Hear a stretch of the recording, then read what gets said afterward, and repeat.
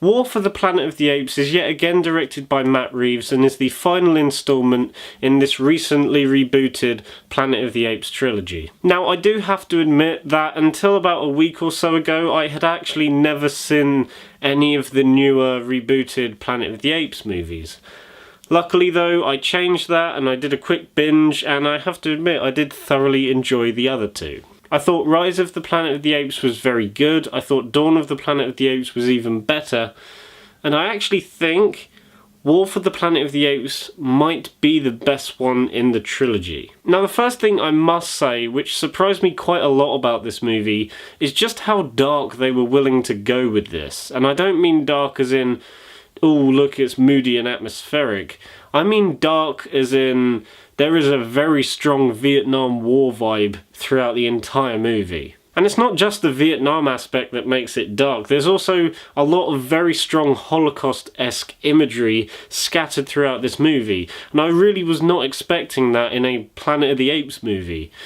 But it actually really works. It doesn't feel like it's dark for the sake of being dark. It feels like it's doing it for a purpose, and it does have a reason for being as dark as it actually is. This very dark tone, blended with some gorgeous cinematography and Matt Reeves' excellent direction, makes for a very emotionally investing movie that I honestly feel like rewatching again and again, which I didn't really feel with the other two, maybe excluding Rise of the Planet of the Apes. Now, the movie is very slowly paced, and I know a lot of people are going to be turned off by that. I mean, hell, some people actually walked out mid-movie in the screening I was in because of how slow it was going. And I can kind of understand why, because there are a few moments where I feel like people will be turned off by how slow the movie's going. But for me, I felt the slow pace really worked, because this is a character-driven story that actually, for once, doesn't rely on big, explosive set pieces to carry the movie, like, say, a Michael Bay action film. It actually depends on Caesar as a character carrying the story on his own, and I felt it worked immensely, and actually better than the other two, because in this movie you're primarily with the apes for about 90% of the movie. There is only a very small percentage of the movie where you're actually with the human characters, and for the most part the humans are made out to be the bad guys in this movie, making the ape characters a lot more relatable and likeable, which is very hard to do. But because we've seen them through the last two movies and now we're seeing them in this final chapter, I think it works really well. And the fact that you're following Caesar through this very emotional and heartfelt time really packed a punch in the emotional department. That being said though, when the action does hit, it is really well filmed, and I thought the action in this movie was incredible to look at.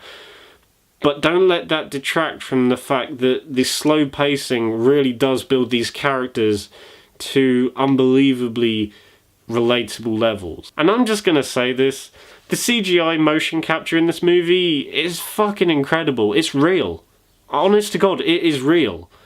You're looking at the movie, and usually you can kind of tell there's like that one moment where the CGI kind of blips and you're like, oh, that's obviously CGI. There was not a single thing like that in this entire movie. I thought those apes were real.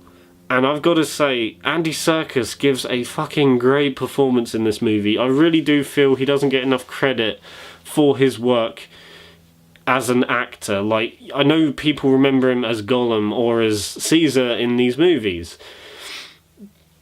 but I don't really think people are fully appreciating the amount of nuance he puts into his performance, like from the small facial expressions to the emotion he carries in his voice for a lot of the movie, and I really do feel this is one of the best performances I've ever seen from him. That being said though, Woody Harrelson I thought was a very good inclusion as the Colonel in the human aspect of the movie. I thought at first he was this very menacing dickhead who was in charge of these human characters, but as the movie progresses there is a bit more of a background to his character where, like, Caesar and him are discussing past events that have happened. And I really felt that add a lot to not just Caesar's character, but mostly to the Colonel's character, which kind of made his character make a bit more sense and made his placement the whole much better. Apart from that though, there's not really much else I can say about this movie. I thought it was very well executed. The cinematography and direction was absolutely incredible. I thought the motion capture work was fantastic. I thought Michael Giacchino's score as well was really, really well done, and it actually complemented the movie and the imagery perfectly. There is honestly not a single bad thing about this movie, despite the fact that I feel the slow pacing may put a lot of people off. Apart from that though, I really enjoyed this movie, and I'm going to give it a 9.5 out of 10. If you haven't seen War for the Planet of the Apes or any of the other two recent reboots, please watch them.